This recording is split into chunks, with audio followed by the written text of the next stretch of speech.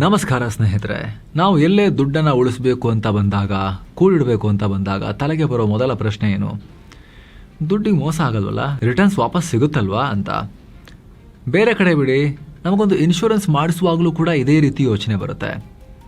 ಯಾವಾಗ agents sir risk 0%, ನಿಮಗೆ life time insurance ಜೊತೆಗೆ ಮುಂದಿನ 15 ವರ್ಷ ಗ್ಯಾರಂಟಿ ಇನ್ಕಮ್ ಬರುತ್ತೆ ಅಂತ ಹೇಳ್ತಾರೋ, ಆಗ ತುಂಬ ಜನ ಕಣ್ಣು ಮುಚ್ಕೊಂಡು ಹಾರಿಬಿಡ್ತಾರೆ. ಅದಕ್ಕೆ ಮಾರ್ಕೆಟ್ ರಿಸ್ಕ್ ಬೇಡಪ್ಪ, ಇದೇ ಬೆಸ್ಟ್ ಅಂತ ಹೇಳಿ ಅಶ್ಯೂರ್ಡ್ ಇನ್ಕಮ್ ಪ್ಲಾನ್ಸ್ ಅಥವಾ ಗ್ಯಾರಂಟಿ ಪ್ಲಾನ್ಗಳಿಗೆ ಸೈನ್ ಹಾಕಿಬಿಡ್ತಾರೆ. ಆದರೆ ಪ್ರಾಕ್ಟಿಕಲ್ ಆಗಿ ಯೋಚನೆ ಮಾಡಿದಾಗ ಅದು ರೈಟಾ? ಕೇವಲ ಗ್ಯಾರಂಟಿ ಅನ್ನೋ ಒಂದೇ ಒಂದು ಪದವನ್ನು ನೋಡಿ 15-20 ವರ್ಷದ ಉಳಿತಾಯವನ್ನು ಲಾಕ್ ಮಾಡೋದು ನಿಜವಾಗ್ಲೂ ಸೇಫಾ?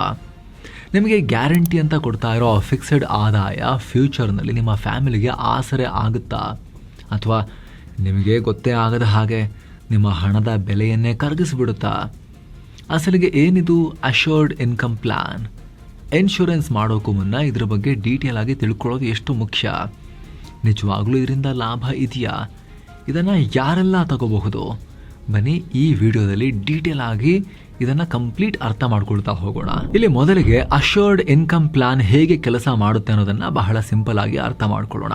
ಸ್ನೇಹಿತರೆ, ಅಶ್ಯೂರ್ಡ್ ಪ್ಲಾನ್ಸಲ್ಲಿ ಕೇವಲ ಇನ್ಶೂರೆನ್ಸ್ ಮಾತ್ರ ಇಲ್ಲ, ಜೊತೆಗೆ ಹೂಡಿಕೆ ಕೂಡ ಮಿಕ್ಸ್ ಆಗಿರುತ್ತೆ. ಇಲ್ಲಿ ನಿಮಗೆ 2 ರೀತಿಯ ಗ್ಯಾರಂಟೀಸನ್ನು ಅವರು ಆಫರ್ ಮಾಡ್ತಾರೆ. ಒಂದು, ಇನ್ಶೂರೆನ್ಸ್ ಮಾಡಿಸಿರೋ ವ್ಯಕ್ತಿ ಬದುಕಿದ್ರೆ ಫ್ಯೂಚರ್ಗೆ ಒಂದು ಫಿಕ್ಸೆಡ್ ಆದಾಯ ಗ್ಯಾರಂಟಿಯಾಗಿ ಸಿಗುತ್ತೆ. ಎರಡನೇದು, ಒಂದು ವೇಳೆ ಮಾಡಿಸಿರೋ ವ್ಯಕ್ತಿ, ಇನ್ಶೂರೆನ್ಸ್ ಮಾಡಿಸಿರೋ ಪಾಲಿಸಿ ಹೋಲ್ಡರ್ ಏನಾದರೂ ಹೆಚ್ಚು ಕಮ್ಮಿಯಾಗಿ ತೀರ್ಕೊಂಡ್ರೆ ಅವ್ರ ಕುಟುಂಬಕ್ಕೆ ಲೈಫ್ ಇನ್ಶೂರೆನ್ಸ್ ಕವರ್ ಕೂಡ ಗ್ಯಾರಂಟಿಯಾಗಿ ಸಿಗುತ್ತೆ. ಒಂದು ಎಕ್ಸಾಂಪಲ್ ಮೂಲಕ ನೋಡೋದಾದರೆ, ಒಬ್ಬ 30 ವರ್ಷದ ವ್ಯಕ್ತಿ ಒಂದು ಅಶ್ಯೂರ್ಡ್ ಇನ್ಕಮ್ ಪ್ಲಾನ್ ತಗೊಳ್ತಾರೆ ಅಂತ ಇಟ್ಕೊಳ್ಳೋಣ. ಇವರು ಮುಂದಿನ 10 ವರ್ಷಗಳ ಕಾಲ ವರ್ಷಕ್ಕೆ 1 ಲಕ್ಷ ರೂಪಾಯಿಯಂತೆ ಪ್ರೀಮಿಯಂ ಕಟ್ತಾರೆ.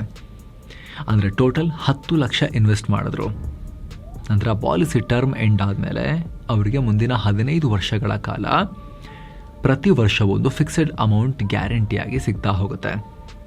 ಅದನ್ನು ತಿಂಗಳ ಲೆಕ್ಕದಲ್ಲೋ ಅಥವಾ ಹಾಫ್ ಇಯರ್ ಲೆಕ್ಕದಲ್ಲೋ ಅಥವಾ ವಾರ್ಷಿಕ ಲೆಕ್ಕದಲ್ಲೋ ಪೇ ಮಾಡ್ತಾ ಹೋಗ್ತಾರೆ. ಪ್ಲಸ್ 15 ಇಯರ್ಸ್ ಮುಗಿದ ಮೇಲೆ ಒಂದಷ್ಟು ಮೆಚುರಿಟಿ ಅಮೌಂಟ್ ಕೂಡ ಸಿಗುತ್ತೆ. ಅಲ್ಲದೆ ನಡುವಲ್ಲೇ ಏನಾದರೂ ಆಗಿ ವ್ಯಕ್ತಿ ತೀರ್ಕೊಂಡ್ರೆ ಆವಾಗ ಅವ್ರ ಕುಟುಂಬಕ್ಕೆ ತಕ್ಷಣವೇ ಲೈಫ್ ಕವರ್ ಹಣ ಒಟ್ಟಿಗೆ ಸಿಗುತ್ತೆ. ಇಲ್ಲಿ ಟರ್ಮ್ ಮುಗಿದ ನಂತರ ನಮಗೆ ರಿಟರ್ನ್ ಬರೋಕೆ 2 ವರ್ಷ ಕಾಯೋಕಿರುತ್ತೆ. ಆದರೆ ಎಲ್ಲ ಕಂಪನಿಯಲ್ಲೂ ಇರಲ್ಲ, ಇಮಿಡಿಯೇಟ್ ಆಗಿ ಪೇಮೆಂಟ್ ಮಾಡೋ ಕಂಪನಿಗಳು ಕೂಡ ಇದ್ದಾವೆ. ಆದರೆ ಸ್ನೇಹಿತರೆ, ಇಲ್ಲಿ ಗ್ಯಾರಂಟಿಡ್ ರಿಟರ್ನ್ಸ್ ಇದೆ ಅಂದಾಗ ಏನು ಮಾಡ್ತಾರೆ ಜನ? ಏಜೆನ್ಸಿಯವರು, ಏಜೆಂಟ್ಸ್ ಹೇಳಿದ ತಕ್ಷಣ ಅವ್ರು ಹೇಳಲೆಲ್ಲ ಹೂಡಿಕೆ ಶುರು ಮಾಡಿಬಿಡ್ತಾರೆ. ಆದರೆ ಇದು ತಪ್ಪು.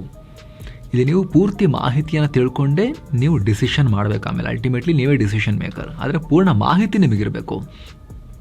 ಗಮನ ಕೊಟ್ಟು ಕೇಳಿ, ಅಶ್ಯೂರ್ಡ್ ಇನ್ಕಮ್ ಪ್ಲ್ಯಾನ್ಸ್ನಲ್ಲಿ ಬರೋ ಪೇಔಟ್ ಯಾವಾಗಲೂ ಫಿಕ್ಸೆಡ್ ಇರುತ್ತೆ. ಅಂದರೆ ಅದು ಹಣದುಬ್ಬರಕ್ಕೆ ತಕ್ಕಂತೆ ಏರಿಕೆ ಆಗಲ್ಲ. ಇವತ್ತಿನ 30,000 ರೂಪಾಯಿಗೆ ಒಳ್ಳೆ ಬೆಲೆ ಇದೆ. ಒಂದು ಫ್ಯಾಮಿಲಿ ಆರಾಮಾಗಿ ತಿಂಗಳ ರೇಷನ್ ತಂದು ಕರೆಂಟ್ ಬಿಲ್ ಕಟ್ಟಿ ಜೀವನ ಮಾಡ್ಬೋದು. ಆದರೆ ದೇಶದ ಹಣದುಬ್ಬರ 3, 4, 5, 6% ಈ ರೇಂಜಲ್ಲಿ ಇರುತ್ತೆ ಸಾಮಾನ್ಯವಾಗಿ ಭಾರತದಲ್ಲಿ. ಈ ಹಿಂದೆ ಡಬಲ್ ಡಿಜಿಟ್ ಹೋಗಿದ್ದು ಇದೆ, 9-10% ದಾಟಿದ್ದು ಇದೆ. ಬಟ್ ನಾವು ಇತ್ತೀಚೆಗೆ ಕಂಟ್ರೋಲ್ ಮಾಡಿರೋದ್ರಿಂದ ಒಂದು ಆನ್ ಆನ್ ಆ್ಯಾವ್ರೇಜ್ ನಾವು 5-6% ಅಂತ ಮುಂದಿನ 10-20 ವರ್ಷಗಳಲ್ಲಿ ನಾವು ಸುಮ್ಮನೆ ಇಮ್ಯಾಜಿನ್ ಮಾಡಿದ್ರು ಕೂಡ ಅಥವಾ ಅಸ್ಯೂಮ್ ಮಾಡಿದ್ರೂ ಕೂಡ ಇನ್ನು 15 ವರ್ಷದ ನಂತರ ಅದೇ 30,000 ರೂಪಾಯಿ ನಿಜವಾದ ವ್ಯಾಲ್ಯೂ ಎಷ್ಟಿರುತ್ತೆ ಗೊತ್ತಾ? ಕೇವಲ 12,500 ರೂಪಾಯಿ. ಅಂದರೆ 15 ವರ್ಷದ ನಂತರ ನೀವು 30,000ದಲ್ಲಿ ಇವತ್ತಿನ 12,000ದಷ್ಟು ವಸ್ತುಗಳನ್ನು ಮಾತ್ರ ಕೊಂಡ್ಕೊಳ್ಳೋಕೆ ಸಾಧ್ಯ. ನಿಮ್ಮ ಸಂಬಳ ನಿಲ್ಲಬಹುದು, ನಿಮ್ಮ ಖರ್ಚುಗಳು ದಿನೇ ದಿನೇ ಡಬಲ್ ಆಗ್ತಾ ಇರ್ತವೆ, ನಿಲ್ಲಲ್ಲ. ಈ ಇನ್ಫ್ಲೇಷನ್ ಅನ್ನೋ ಸೈಲೆಂಟ್ ಕಿಲ್ಲರ್ ನಿಮ್ಮ ಪ್ಲಾನ್ನ ರಿಟರ್ನ್ಸ್ ಅನ್ನ ನುಂಗಿ ನೀರು ಕುಡ್ದಿರುತ್ತೆ. ಇದನ್ನು ನಿಮಗೆ ಹೆಚ್ಚಿನವರು ಬಿಡಿಸಿ ಹೇಳಲ್ಲ. ಒಳ್ಳೆ ಏಜೆಂಟ್ಗಳು ಬಿಡಿಸಿ ಹೇಳ್ತಾರೆ, ಆ ಥರದವ್ರು ಒಳ್ಳೆಯವರು ಇದ್ದಾರೆ. ಆದರೆ ಹೆಚ್ಚಿನವರು ಬಿಡಿಸಿ ಹೇಳೋದಿಲ್ಲ. ಹಾಗಿದ್ರೆ ನಾವು ಯಾರನ್ನು ನಂಬಬೇಕು? ಈ ಕನ್ಫ್ಯೂಷನ್ಗೆ ಪರಿಹಾರ ಏನು? ಇಲ್ಲಿ ನಾವು ಡಿಟೋದವರ ಅಡ್ವೈಸನ್ನು ಪಡಿಬೋದು. ಇವರೇನು ಹೇಳ್ತಾರೆ ಅಂದರೆ, ಹೂಡಿಕೆ ಮತ್ತು ಇನ್ಶೂರೆನ್ಸನ್ನು ಒಟ್ಟಿಗೆ ಮಾಡಬಾರ್ದು ಅಂತಾರೆ. ಅದನ್ನು ಸಪ್ರೇಟ್ ಆಗಿ ಇಡಬೇಕು ಅಂತ ಹೇಳ್ತಾರೆ ಡಿಟೋದವರು. ಇದನ್ನು ಮಿಕ್ಸ್ ಮಾಡಿದಾಗ 2 ಕಡೆಗಳಿಂದ ಲಾಸ್ ಆಗುತ್ತೆ. ಸೊ ಸ್ನೇಹಿತರೆ, ಅದು ಏನು, ಹೆಂಗೆ ಲಾಸ್ ಆಗುತ್ತೆ? ನಿಮಗೆ ಯಾವ ಪ್ಲಾನ್ ಬೇಕು? ನಿಮ್ಮ ಭವಿಷ್ಯದ ಟಾರ್ಗೆಟ್ ಏನು? ನಿಮ್ಮ ವಯಸ್ಸಿಗೆ ತಕ್ಕಂತೆ ಯಾವ ಪ್ಲಾನ್ ತಗೋಬೇಕು?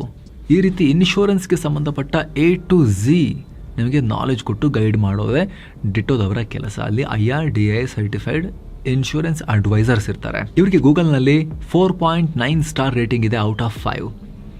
ಡಿಟೋ ಇಲ್ಲಿವರೆಗೂ 8 ಲಕ್ಷಕ್ಕೂ ಅಧಿಕ ಗ್ರಾಹಕರಿಗೆ ಅವರಿಗೆ ಸೂಟ್ ಆಗೋ ಸರಿಯಾದ ಇನ್ಶೂರೆನ್ಸ್ ಆಯ್ಕೆ ಮಾಡೋಕೆ ಹೆಲ್ಪ್ ಮಾಡಿದೆ. ಜೊತೆಗೆ ಕ್ಲೇಮ್ ಮಾಡೋ ಸಂದರ್ಭ ಬಂದಾಗ ಸಹಾಯ ಮಾಡೋಕೆ ಅಂತಲೇ ಇವ್ರದೊಂದು ಡೆಡಿಕೇಟೆಡ್ ಕ್ಲೇಮ್ ಸಪೋರ್ಟ್ ಟೀಮ್ ಕೂಡ ಇದೆ. ಸೊ ಸ್ನೇಹಿತರೆ, ನಿಮಗೂ ಕೂಡ ನಿಮ್ಮ ಫ್ಯಾಮಿಲಿಗೆ ಇನ್ಶೂರೆನ್ಸ್ ಮಾಡಿಸ್ಬೇಕು, ಟರ್ಮ್ ಇನ್ಶೂರೆನ್ಸ್ ಮಾಡಿಸ್ಬೇಕು, ಹೆಲ್ತ್ ಇನ್ಶೂರೆನ್ಸ್ ಮಾಡಿಸ್ಬೇಕು, ಪ್ರೊಟೆಕ್ಷನ್ ಕೊಡಬೇಕು ಅನ್ನೋ ಆಸೆ ಇದೆ, ಆದರೆ ಸಿಕ್ಕಾಪಟ್ಟೆ ಕನ್ಫ್ಯೂಷನ್ ಇದೆ ಅಂದರೆ ಕನ್ನಡದಲ್ಲೇ ಯಾವುದೇ ಟೆಕ್ನಿಕಲ್ ಟರ್ಮ್ಸ್ ಇದೆ, ಸಿಂಪಲ್ ಲ್ಯಾಂಗ್ವೇಜ್ನಲ್ಲಿ ನಿಮಗೆ IRDA ಸರ್ಟಿಫೈಡ್ ಎಕ್ಸ್ಪರ್ಟ್ಸ್ ನಿಮಗೆ ಮಾಹಿತಿ ಕೊಟ್ಟು ಗೈಡ್ ಮಾಡಬೇಕು ಅಂತ ಹೇಳಿದ್ರೆ ಡಿಟೋದವರ ಹೆಲ್ಪನ್ನು ನೀವು ಪಡಿಬೋದು.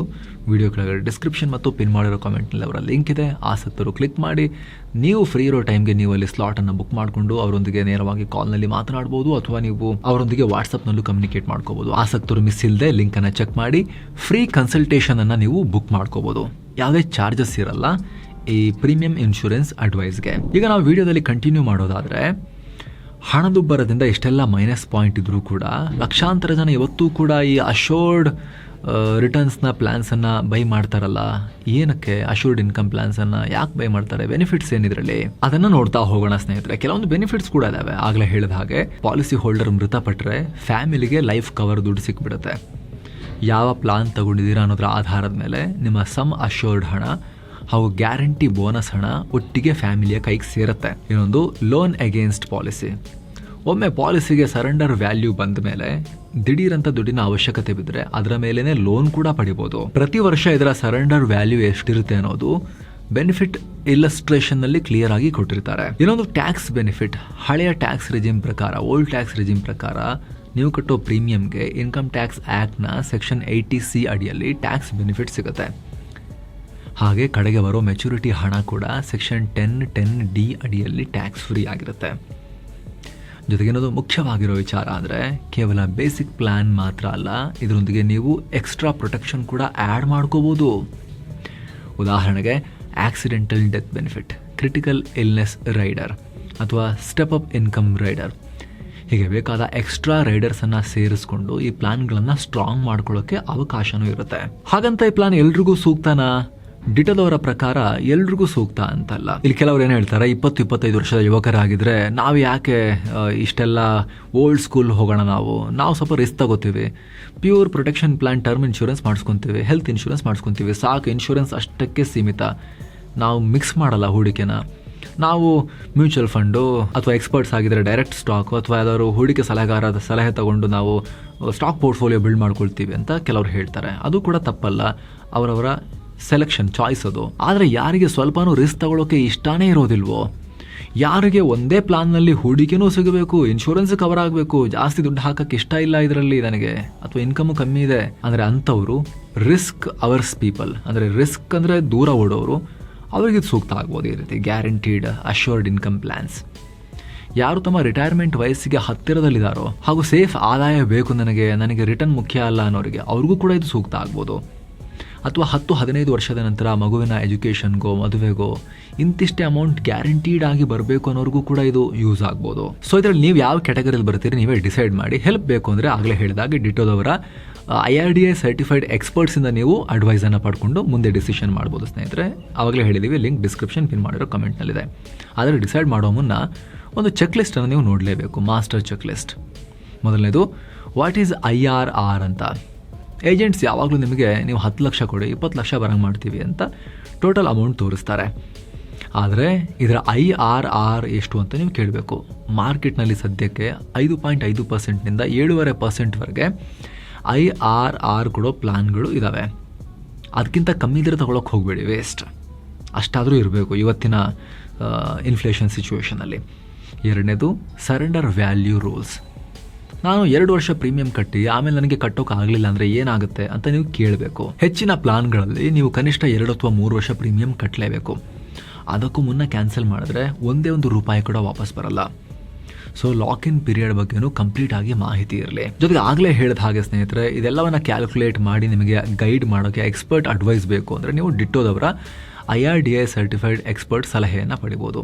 ಅದಕ್ಕೆ ನೀವು ವಿಡಿಯೋ ಕೆಳಗಡೆ ಡಿಸ್ಕ್ರಿಪ್ಷನ್ ಮತ್ತು ಪಿನ್ ಮಾಡಿರೋ ಕಾಮೆಂಟ್ನಲ್ಲಿರೋ ಡಿಟೋದವರ ಲಿಂಕ್ ಮೇಲೆ ಕ್ಲಿಕ್ ಮಾಡಿ ನೀವು ಫ್ರೀ ಇರೋ ಟೈಮ್ನಲ್ಲಿ, ವೀಕೆಂಡಲ್ಲೋ, ಶನಿವಾರನೋ, ಭಾನುವಾರನೋ, ಅಥವಾ ನೀವು ಫ್ರೀ ಇರೋ ಯಾವುದೇ ಟೈಮ್ನಲ್ಲಿ ಈವ್ನಿಂಗೋ ಟೈಮು ಡೇಟ್ ಸೆಲೆಕ್ಟ್ ಮಾಡಿಕೊಂಡು ನೀವು ಅವ್ರ ಜೊತೆ ಕನ್ಸಲ್ಟೇಷನ್ನ ಬುಕ್ ಮಾಡಿಕೊಂಡು ಕಾಲಲ್ಲಿ ಕನ್ನಡ ಭಾಷೆಯಲ್ಲಿ ಅಥವಾ ವಾಟ್ಸಪ್ನಲ್ಲೂ ಕೂಡ ಮಾತಾಡಿಕೊಂಡು ನೀವು ಅಡ್ವೈಸನ್ನು ಪಡೆದು ನಿಮಗೆ, ನಿಮ್ಮ ಫ್ಯಾಮಿಲಿಗೆ, ನಿಮ್ಮ ಸದಸ್ಯರ ಸಂಖ್ಯೆ, ಏಜು, ಇನ್ಕಮ್ಮು ಎಲ್ಲದಕ್ಕೂ ಸೂಟ್ ಆಗೋ ಬೆಸ್ಟ್ ಆಫ್ ದಿ ಬೆಸ್ಟ್ ಪಾಲಿಸಿಯನ್ನು ಬೈ ಮಾಡೋಕ್ಕೆ ಅವರ ಹೆಲ್ಪನ್ನು ಪಡಿಬೋದು. ಆಸಕ್ತರು ಮಿಸ್ ಇಲ್ಲದೆ ಡಿಸ್ಕ್ರಿಪ್ಷನ್ ಮತ್ತು ಪಿನ್ ಮಾಡಿರೋ ಕಾಮೆಂಟ್ನಲ್ಲಿರೋ ಡಿಟೋ ಲಿಂಕನ್ನು ಚೆಕ್ ಮಾಡಿ. Thank you so much. ಮತ್ತೆ ಭೇಟಿ ಆಗ್ತಿರೋಣ. ನಮಸ್ಕಾರ.